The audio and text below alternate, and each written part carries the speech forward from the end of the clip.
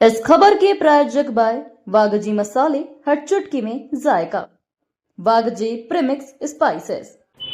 धार भोजशाला मामले में Indore high court ने सुप्रीम कोर्ट के आदेशों का पालन करते हुए स्पष्ट समय सारणी जारी कर दी है।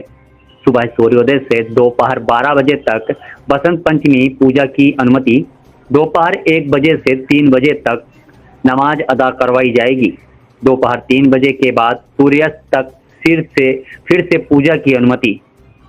स्थानीय प्रशासन को इन निर्देशों का सख्ती से पालन करने और शांति कानून व्यवस्था बनाए रखने के आदेश दिए गए हैं। नमाज के लिए पास जारी किए गए, लेकिन संख्या पर अभी भी कोई स्पष्ट दिशा निर्देश नहीं है। सर सुनवाई हुई है भोजशाला मामले में, क्या करें? देखिए, आज ऑनरेबल हाई कोर्ट में हमने एक पिटीशन मूव करी थी भोजशाला के मामले में, जिसमें हमारी ये मांग थी कि 2003 और 2013 और 2016 में जो आर्कियोलॉजिकल सर्वे ऑफ इंडिया का जो आदेश है, जिसमें ये बोला गया है कि सूर्योदय से लेकर 12-1 बजे तक जो है वो पूजा अर्चना विधिवत की जाएगी बसंत पंचमी के दिन, और उसके बाद 1 बजे से 3 बजे तक शुक्रवार अगर होगा तो नमाज़ पढ़ी जाएगी,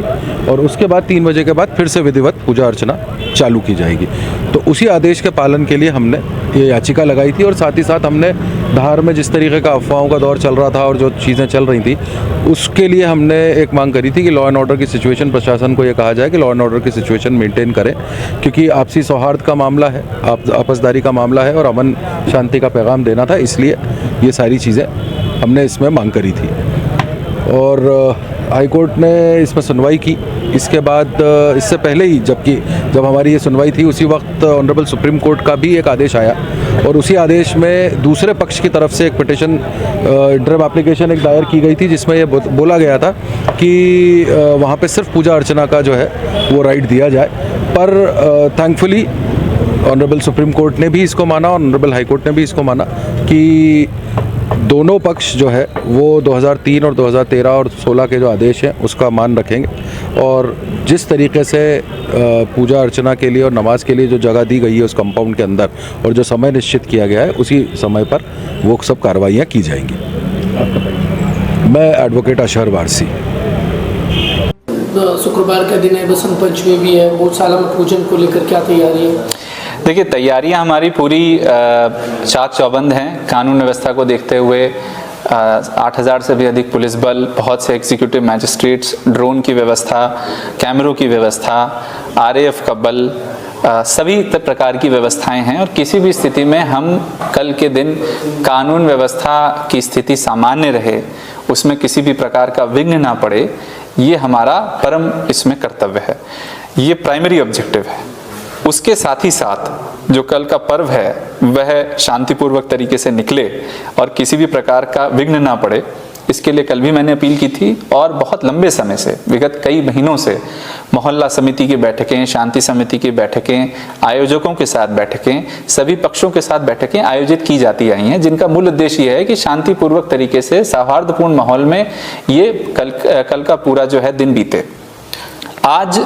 माननीय उच्चतम न्यायालय में एक इंटरिम एप्लीकेशन लगाई गई थी, जिसमें सुनवाई हुई। सुनवाई होने के बाद प्रिंट और इलेक्ट्रॉनिक मीडिया में उसके आधार पे उसके इंटरप्रिटेशन के बारे में जो जानकारी आ रही है, मेरा उस मामले में सभी प्रिंट और इलेक्ट्रॉनिक मीडिया के साथियों से कहना है कि कृपया अपने इंटरप्रिटेशन किसी सुनवाई के अभी ना करें, क्योंकि अलग अलग इंटरप्रिटेशन करने से कोर्ट का कंटेम्प्ट भी हो सकता है और शांति व्यवस्था भी अगले कुछ घंटों में बिगड़ सकती है। मेरा आमजन से भी आग्रह है कि आप आधिकारिक रूप से जिला प्रशासन के द्वारा जो जानकारी इसमें दी जाएगी, जो कोर्ट में जो निर्णय इसके जो जानकारी आधिकारिक रूप से जब हमारे पास आएगी, और वो बहुत जल्द आ जाएगी,